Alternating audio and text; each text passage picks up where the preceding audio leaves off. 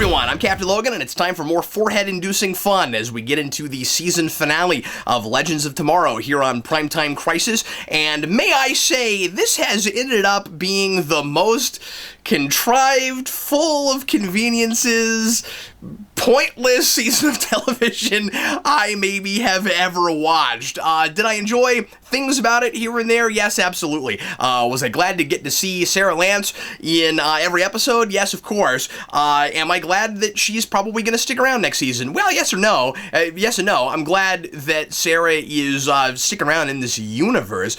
And we'll talk about the things moving forward and what next season might look like and all of that, and the predictably cliffhanger season teasing characters at the end of this. But may I just say, the first 15 episodes of this show were completely pointless, and I said that last episode, and this just really confirmed it. I think it's absolutely hilarious that nobody is talking this episode about how everything they've done seems to have been orchestrated by the Time Masters and using the Oculus.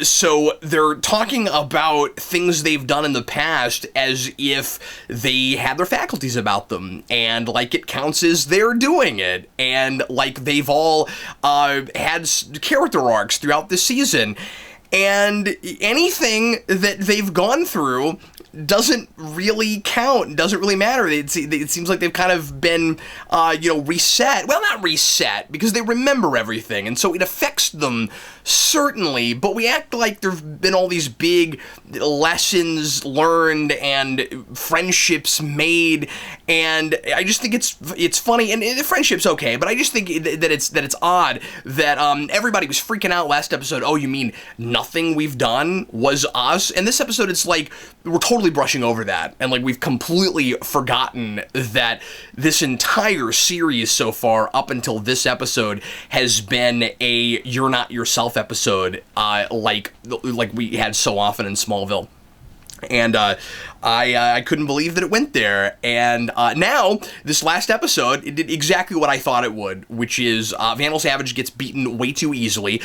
He's more powerful than he's been in the entire series so far. He's able to time travel, plus he's immortal, and his big plan, and I kind of like his plan, his big plan is to destroy the planet in 3 different time periods using the asteroids, which admittedly kind of sounds like a video game villain plot, like we've got our missions, we gotta go stop them in 3 different time periods, and so our characters have to each simultaneously, and I say simultaneously in air quotes because we're in different time periods that should affect each other. Oh, but see, they don't affect each other because it takes time for the timeline to change, which basically just means it takes as long as the writers want it to. Okay, anyway, so simultaneously we're gonna kill Vandal Savage in 3 different time periods, and I'll get back to the killing Vandal Savage thing and the ethics of that in a second, or the lack thereof. But anyway, and so a plot that sounds like maybe a worthy take a whole season to stop plot, maybe. I mean, I guess it's a thing where, if time were to change instantaneously, like it does in so many time travel things, then I guess this would be a thing that you couldn't really stretch to a whole season plot. And maybe, honestly, maybe it ought to have just been Vandal Savage just trying to get his hands on time travel technology so he can do this, and this would have been his endgame all along. I don't really think that we needed this really super convoluted, the Time Masters were behind the whole thing, and they, that whole thing, they wanted Rip Hunter to get this team and to gallivant all around the the time stream, just to get to where we were last episode. It just feels like a whole lot of stringing us along and wasting time, ironically, and now we've got something that sounds like it would be a lot more difficult to stop. I guess all season it was just, we've got to go find him, where is he? But like, and of course a lot of interlude episodes, but now we stop him pretty darn easily, I think, and this was my fear all along. It makes the whole season feel like it could have been a single episode of Flash or Arrow. Maybe not Arrow. Well, maybe Arrow. I mean, because we've got magic users and stuff in that, so I guess it wouldn't have been, that weird to have this happen in Arrow as opposed to Flash. But anyway, I digress.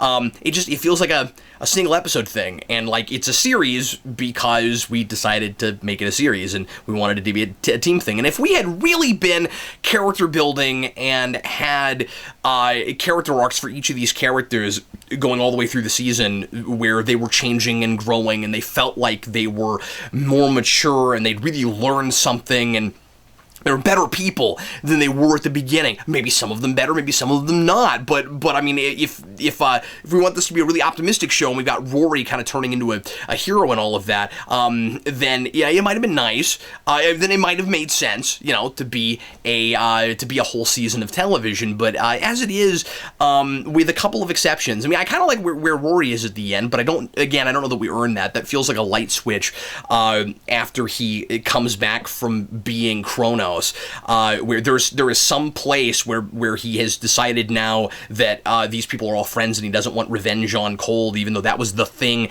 that kept him going when he was Chronos. Again, that kind of felt like a light switch thing. I do think, as I've said before, that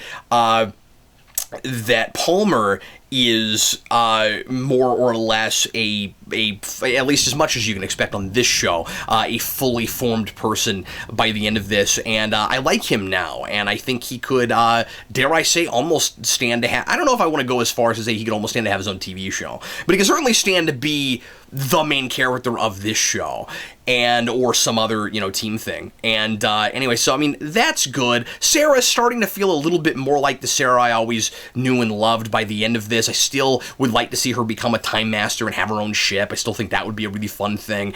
So there's stuff that you could do moving forward that could be a lot of fun with these characters. But my biggest beef with this series, besides the fact that the whole thing feels like a waste of time with a couple of exceptions, is and that a lot of these characters I don't like, and they don't feel real at all to me, is just how incredibly convenient and contrived things are, to the point where I just have no suspension of disbelief whatsoever. This episode, literally every scene, there's maybe one or two exceptions, I don't think there is, nearly or every scene has some kind of really glaring plot convenience, and it gets laughable. We've had this a lot with the show, and it's been laughable. But we open with one here that I put as my worst moment. That is absolutely hysterical, and I'm sure a lot of other people thought that this was pretty funny too. That we open this episode with Rip Hunter bringing everybody back to 2016. It's still weird to me that they all had to come from that year, and I guess we bookended it with that because they're all from that year, because we want it to be characters that are in the current timeline of Arrow and Flash, and we picked them up in January and we've brought them back in May. Why? Well, there's a flimsy explanation, but not till later. And when you get that first scene that introduces this idea, it's hilarious. Rip Hunter is like, I brought you back to May. And I mean, 55 seconds in, we've already done this hilariously, not even thinly veiled convenience thing of, okay, we've got to drop them all back where Arrow and Flash are right now, so that, well, what I thought anyway, was so that they can be integrated into those shows, any of those characters that we wanted to use. But then it turns out by the end that they're all probably going to stay in this show and try to go back on the time ship. Now, I realize that with the Justice Society thing, what's-his-face, Rex Tyler comes in and he's like, you guys can't get on that ship. So, like, maybe they'll stay there for a while and they won't get back on the time ship right away, but then he has a time ship. So my guess is we're probably, and he has the Wave Rider, so I got a feeling we're going to get in a Wave Rider and fly away with at least some, if not all, these people, and they all decided, some for somewhat believable reasons and others not at all, and I'll talk about that too. But we get but like it looks like by and large everybody except for the Hawks, because the producers decided that there wasn't any place for them to fit into next season. They're all gonna stay in the show and keep doing the time travel thing. Was kind of hoping this would not be a time travel show moving forward, but I guess I couldn't get that lucky. And it sure looks like that's what they're going to be doing based on this and based on interviews that I've read from Comic Book Resources and a couple other places from Guggenheim. I think Guggenheim? I think so. So anyway, so I guess. So anyway, at the end, it makes this even more hilarious because there's no reason that they had to be put back to where we are right now so that it felt like an even 5 months like it is on television and for those other shows. It was like, the big major important thing has to always happen in May, has to always happen around when all the kids are graduating from high school. But this is a time travel show. The big climax happens in 3 different time periods at the same time, and most of your characters aren't going to stay in this time period. And the Hawks, like they wouldn't. I mean, I guess they should probably also be put back where they belong, but you could put them back in January. And so that's the thing. The really flimsy explanation is Hunter doesn't want to bring Sarah back to January because then she'll try to save Laurel, and the way that the original timeline would have gone, even though we keep acting like you can't change things, or you can't change anything the writers decide are important enough that you can't change them because we have to pretend like there are that there are limitations, to have these big stakes. So instead of having any actual rules, we just say, here's a thing that you can't stop, so don't even try. And then the other things you can stop, and this is a prime example of both. So Rip Hunter took Sarah out of the timeline, and that saved her. So, I guess you can stop some people from getting killed. And the only reason you couldn't stop his family from getting killed is because that was a thing that they wanted to make permanent so that he would have a continuous motivation. And so that we could keep asking the destiny question. Okay, so he brings Sarah out of the timeline, and if he hadn't done that, she would have died. This seems really, again, convenient. That's gonna be the word of the day, kids. Convenient. We're gonna turn this into Pee Wee Herman now. The word of the day is convenient. So he takes Sarah out of the timeline. If he hadn't done that, Laurel would have died, Sarah would have died, and Detective Lance would have also died. Now, maybe not all in that episode. Maybe he meant that Damien Dark would have killed them over time after that, and that only Laurel dies if you don't do that. And so that's part of the reason that he pulled Sarah when he pulled her, even though everyone came from the same time period. Yeah, I guess that's convenient. And so he says that he had to bring them 5 months, specifically 5 months after January to May of this year, so that Sarah wouldn't have to die and so that Detective Lance wouldn't have to die. And of course, that doesn't explain why specifically that month, except that it's got to line up, but it doesn't have to line up, and I don't understand that. It also doesn't explain why since you've already done to Sarah, and that's hilarious, by the way, because that would have been, of course, her third death then, basically. If one was more of a people thought she was dead, but for the sake of argument, kind of the third time she would have died. If she, this is a person who has died, come back from death. She has cheated death, and this is why I say she would be a prime candidate to be a Time Master, because not only has she cheated death, and she's kind of supposed to be dead, unless like the original timeline meant for her to be like whatever.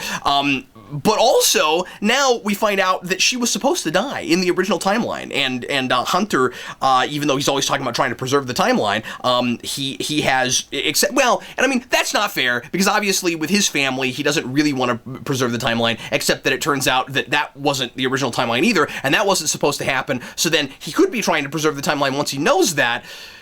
So, and then okay, so his family was, I keep going back to this. So his family, keeps dying because the timeline doesn't want, because time wants to happen and the timeline doesn't want to change, except we know that they died because the Time Masters changed the timeline from what it was supposed to be to make sure that Vandal Savage became dictator of the world. So why is it that it's so difficult to stop their death? Were they going to die by some other evil dictator thing or some other, horrible catastrophe? I don't know.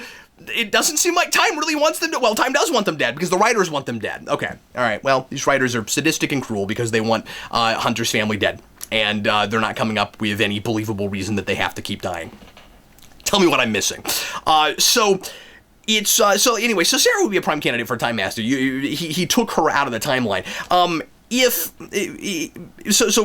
he's totally cool with her being out of the timeline so he can save her, I wonder if he just, looking at different people in the timeline, just really had a crush on Sarah. I wonder if that's the reason because all these other people he could have saved. Why not save her and Laurel? There's just this is completely arbitrary to me. But if she's pretty much outside of the timeline now, outside of what the timeline was supposed to be, but we've already totally effed it up, so who cares?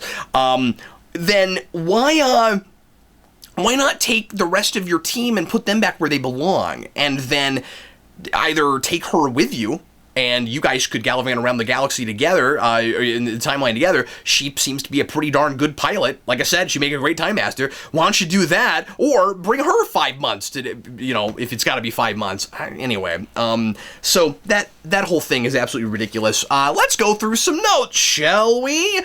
Let me finish talking about Sarah. I'll jump around a little bit. Sarah finds out that Laurel's dead. We had that mentioned an episode or two ago where Vandal Savage was like, have you talked to your sister lately? I kind of liked that.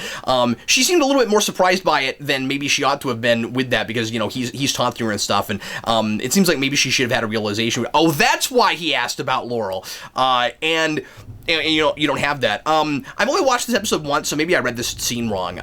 Tell me if you think I did. But when you get to the end of the episode and she's standing at the grave with Lance, and this reversal is kind of, I'm sorry, kind of funny. Where Lance has been the most jerked around character in the Arrow and Flash universe. I feel really bad for him. It's like, your daughter's dead, your daughter's not dead, now your daughter's dead again, now your daughter's not dead, now your other daughter is dead, and you can't do anything to bring her back to life, and your first daughter, second daughter, because that's the youngest one, your daughter that used to be dead that came back to life, has a way to go back and solve this problem, but she's not able to because the writers have said that it's permanent, even though there's really no good reason that it has to be permanent, as from where I'm sitting. And Lance is really jerked around. So she's standing at the grave and she's like, I should help you guys stop Damien Dark. I'm going to do this for my sister. And then suddenly at the end of the episode, she is standing with everybody else, going to go back on the time ship. I don't know what I missed in that scene. I guess I read it wrong. I guess it was supposed to be he kind of convinces her to keep going on the mission that she's been on because that's where she has purpose and stuff, I guess. But I didn't see that from that scene. I thought it was kind of, they were just agreeing, it was like I would keep going on the time ship, but you guys need me to help you stop Dark, and I want to do this for my sister. And it seemed like he was just kind of nodding, smiling, yeah, that's a good idea. And then they kept, on the conversation and kept talking about other things. When she showed up at the end, I was really confused. I wrote in my notes, oh, cool, Sarah might be in the season finale of Arrow. Maybe that scene happens later and she actually has already helped. I guess we'll see in Arrow this week if she shows up. But, and I haven't read anything that says she's supposed to. Maybe that's out there and I did not look this up. But, because the timing is kind of weird here too, where at the end of the episode when we're checking in with everybody and seeing where they all are and trying to sort of create motivations for them to want to go back on the time ship. And I really thought some people would stay and some people would go, and it's just the Hawks that don't go. And they don't get that scene where they decide why they're not going to go. By the way, we just completely wrote over Carter, right? Like Carter is trying to figure out who he is, and he basically goes from, this is my name, and here's Kendra to he's just totally himself again at the end, and we just completely kind of slough over all of that. So we kind of check in with everybody, and Sarah goes. She's the first one. Oh no, I'm sorry, not at the end. The beginning. Excuse me. We're like getting everybody back on the. Okay, I guess I'm talking about two different things now. I've lumped these all together. Okay, so the weird timing thing at the beginning would not explain the thing at the end, obviously. Okay, anyway, sorry, I'm together now. I know where we are. Is everybody ready to move on? The timing thing was weird at the beginning. I'll just tack this in here real quick, where she walks. It seems like the first thing she does is she goes to the arrow cave. Meanwhile, and finds out from her father, who just like that's convenient that her father just happens to be there, like waiting around for. Why is he waiting around for everybody? He's a cop. Like, why is he there? Come to think of it, yeah. Why is he holding down the fort at the arrow cave? That's weird. But he can you guys hear that rain? It is raining really hard outside.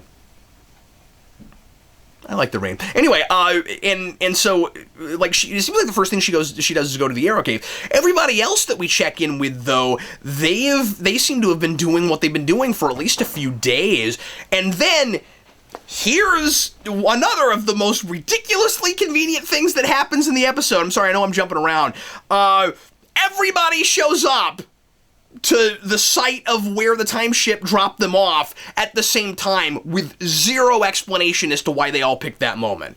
It's like the way I think maybe it's supposed to watch is that it's like it's everybody's first day back, and they all really quickly come to the conclusion, nah, we've gotta get Rip Hunter back, and it's kind of tugging at us. We really want to help him stop Savage, and we feel like that's our responsibility. That's what we've been trying to do this whole time. He needs us. He really doesn't need you until we can contrive a reason to have to put a different group of this team in 3 different time periods, and then for the first time in this series, it really does feel like he needs an entire team. And it wasn't really Rip Hunter's idea to put all these people together because of this stupid Oculus thing. But now we've got to have it's just, this thing is unraveling. How incredibly convenient it is. Word of the day, convenient. And so they all just show up there, and I thought it was hilarious that you had Jackson and Stein, and then you had Palmer, and then you had Rory. Well, Rory and Palmer, they're together. So you have two pairs. They each show up separate, independently, at the same time to the same place, and they could have each shown up at any point. And then, and then we have Sarah walk in with like this dramatic entrance, like we've got to get back on the ship, and like there, I won't even go into the motivations, but some of the motivations for wanting to get back into the time stream again seem to be pretty convenient to me, or it seemed to be pretty flimsy to me. And then at the end, I think a lot of that's flimsy too, especially Sarah.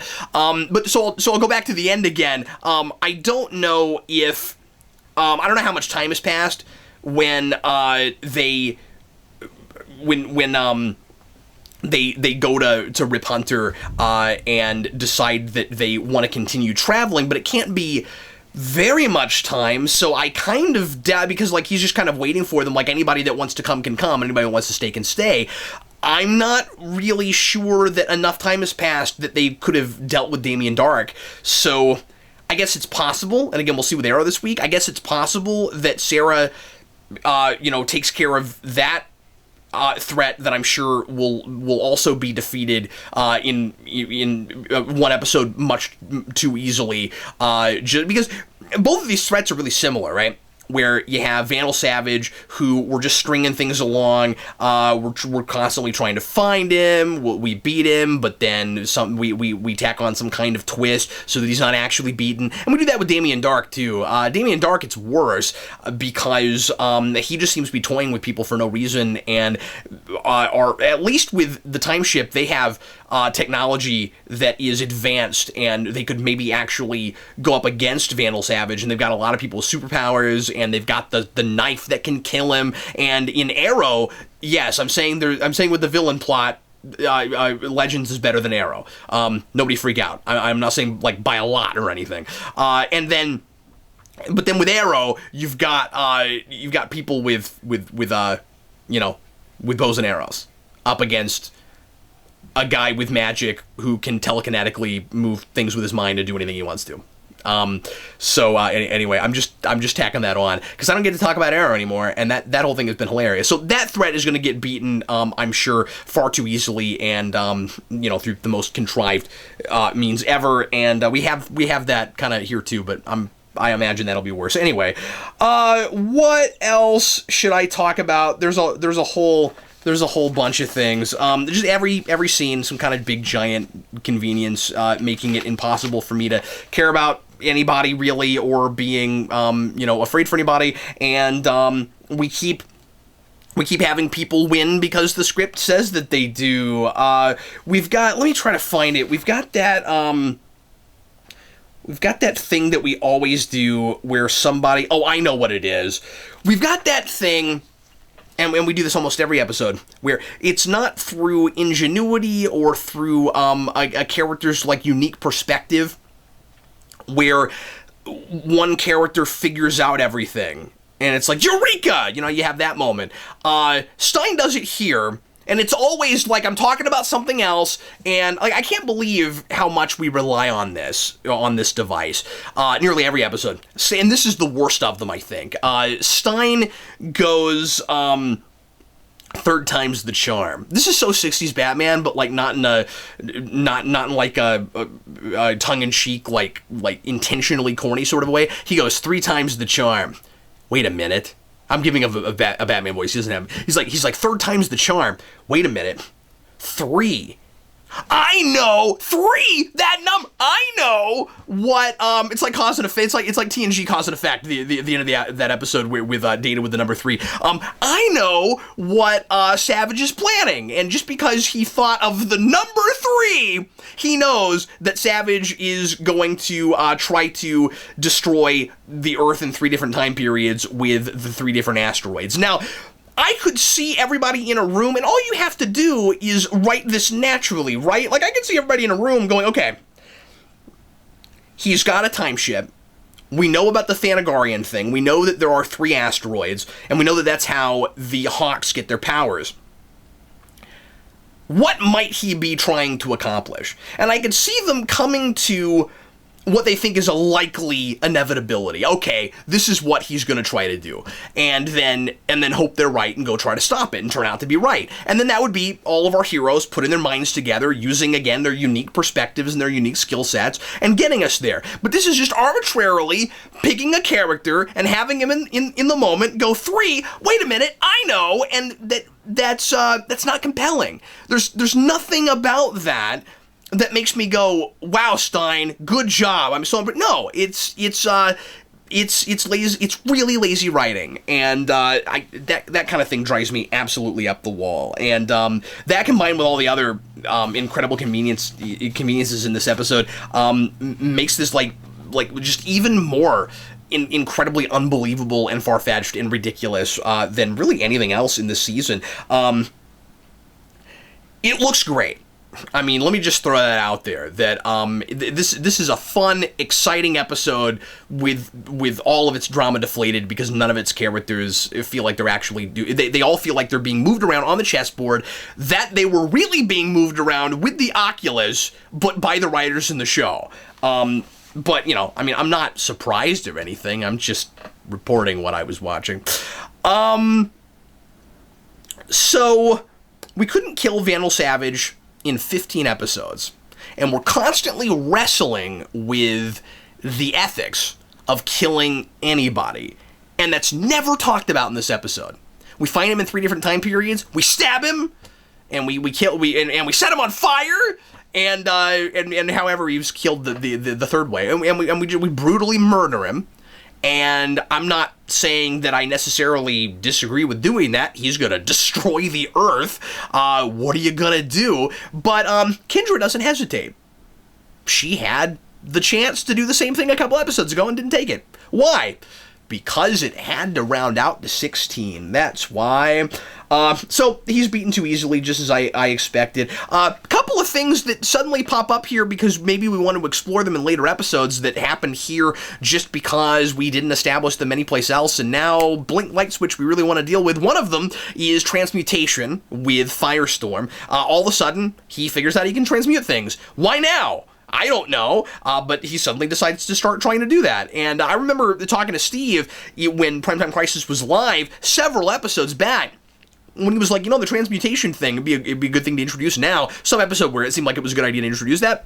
And then we're doing it now for no reason, just because we want to play with that and make that character a bit more powerful later. And that's kind of some foreshadowing, I guess, that this character is going to stick around and that I have to deal with the insufferably bad acting from the actor that plays Jackson and the insufferably poor characterization of Stein with his constant moralizing, and I'm just absolutely sick of that. He is a little bit more tolerable in this episode, I guess. He doesn't seem to be so insecure and selfish and coming at everything as much from this like high and mighty place, but I still. It's still hard to appreciate him like I did in Flash. He's not that same character, and I don't like him. So we still have to deal with them, and that's unfortunate. And it sucks because I used to love Firestorm. I really wish that we could have we'd have that dynamic with him and Ronnie Raymond that we had in Flash. I really wish that we hadn't written Ronnie Raymond out. And at the very least, what's his name? Robbie Amell. At the very least, if Robbie Amell can't keep being Ronnie Raymond and being Firestorm, could we spin off his character and the Einstein character from X-Files and give them their own X-Files show? Could I at least get to watch that guy in a property I like a lot every week? Because I like him a lot. So that was the first thing that we just like suddenly shoehorn in here as a thing that maybe we'll want to deal with later. The other one is Gideon suddenly seems to be more of a real artificial intelligence, self-aware artificial intelligence that we were ever let on, that they ever let on before. This one I don't mind as much, but when Hunter is sending the ship into the sun, which they play up as a big epic sacrifice, and then, of course, like every other time that we've acted like a character might die in this show, except for, when Cold dies, because he actually dies, but like all these other places where it looks like a character's gonna die, and they play it up like there's no way out, and then there's like this really easy convenience where suddenly they have a way out and they leave, and you're like, oh, well, that deflates all the tension. If I ever went back and rewatch, which I probably won't, but if I ever went back and rewatched this episode again, I'd be like, okay, there's no drama in this scene, and yet I wasn't really, it's not like I was misty-eyed. I figured he'd be okay, and if he wasn't, I don't know who that character is really. He's been kind of all over the place. So I don't really. Even if he died, I don't think I would have felt anything. Hate to say, but anyway. And Gideon is like, and I liked this line where she's like, I just want to, can I tell you an interesting fact? I don't want to die.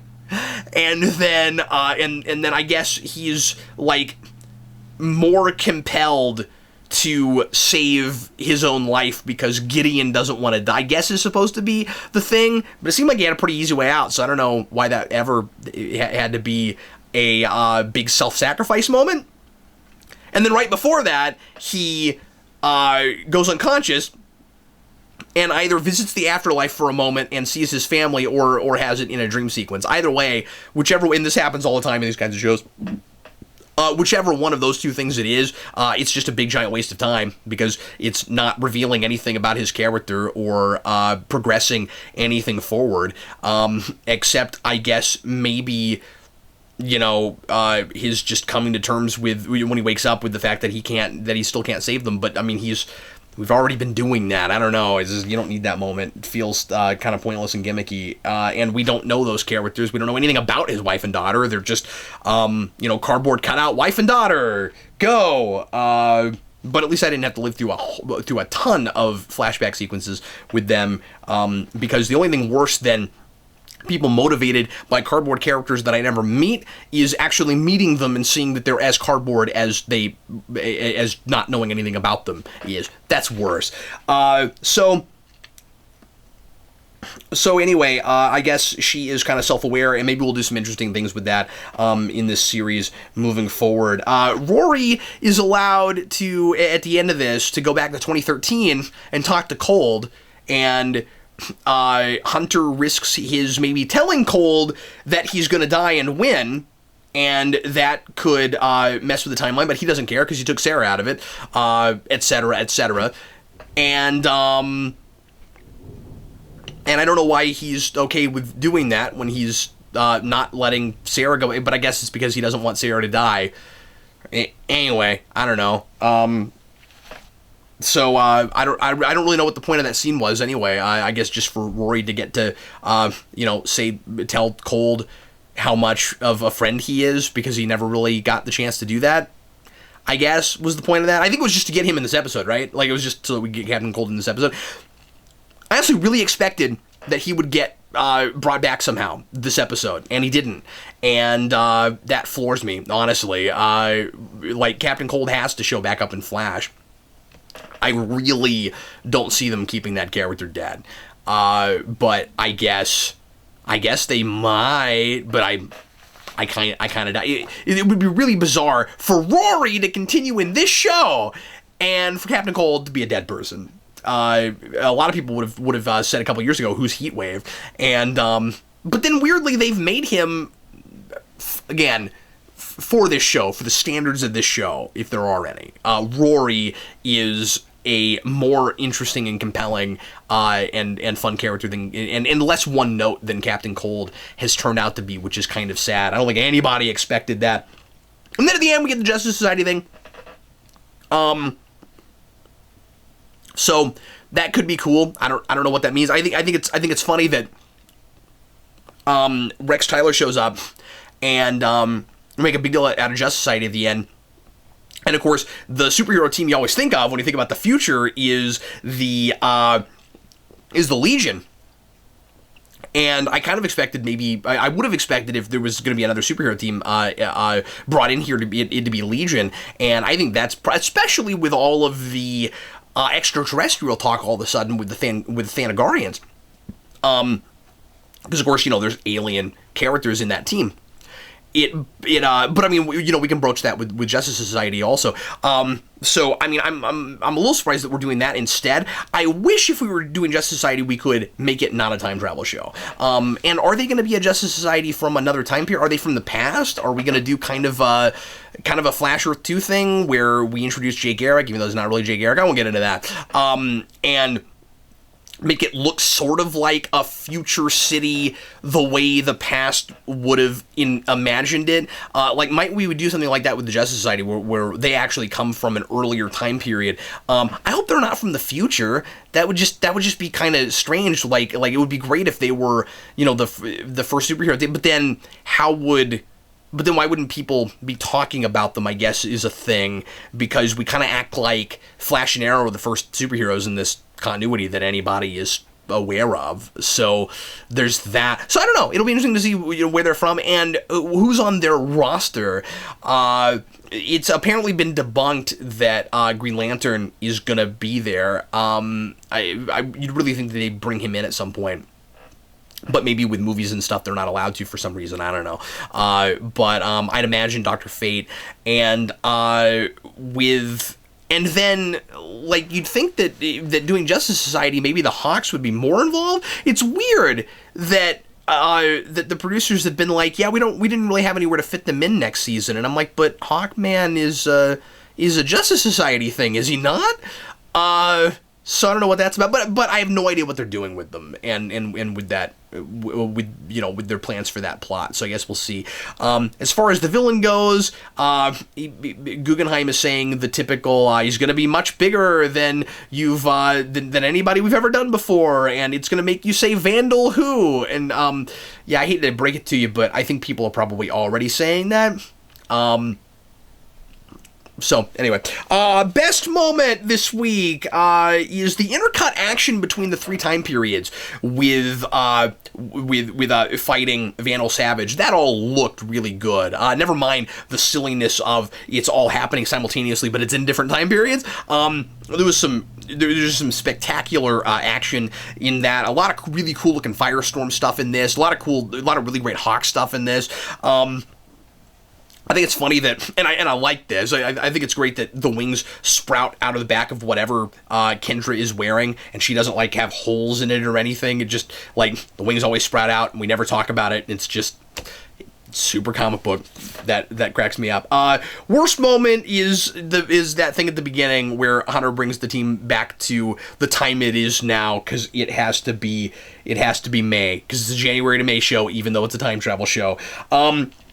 Big idea here is there's a few coping with loss. We can't fix everything, except for, of course, when the writers decide that we can fix a thing, and so it doesn't work. That's really deflated. Teamwork is a thing, friendship is a thing, and finding the humanity in every person, even somebody like Rory, except for Vandal Savage. Good quotes this week. I've got a couple. I liked Rory's do something RoboCop to Palmer, and I also really I laughed out loud at this when the meteor gets transmutated into water and Sarah says, "Oh man, you got my boots wet." Katie Lott's line delivery of that, for whatever reason, she seemed to really be into that moment, and it was very funny. That is all I've got for this week. I already did some predictions earlier, so I'll forgo that for now. I guess next season it's gonna be the same show. And I don't know. Maybe this is available information, and I haven't looked this up. I don't know if this is gonna be another January to May show, or if they are. And if it's written the way it's been written, God forbid, I'm going to make this into a 22-episode show. But if they keep it... Because when we found out that it was... initially I thought 13. When we found out it was 16 episodes, I thought it would be more tightly written, and it's not.